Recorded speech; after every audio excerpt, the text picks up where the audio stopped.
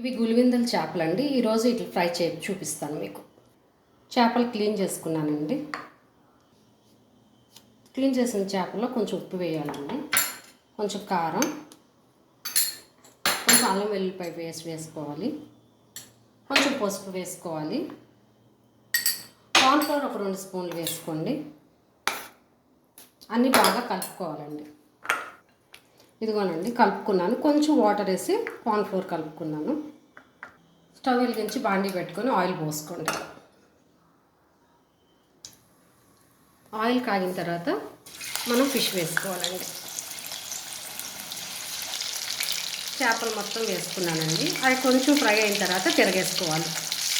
ఇప్పుడు ఒక్కొక్కటి తిప్పుకోవాలండి.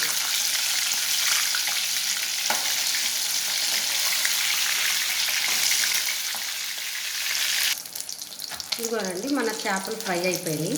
ఇంకా మనం తీసుకోవట్లేదండి. గులివిందల చేపల ఫ్రై రెడీ అండి. మీకు ఈ వీడియో నచ్చితే సబ్స్క్రైబ్ చేయండి.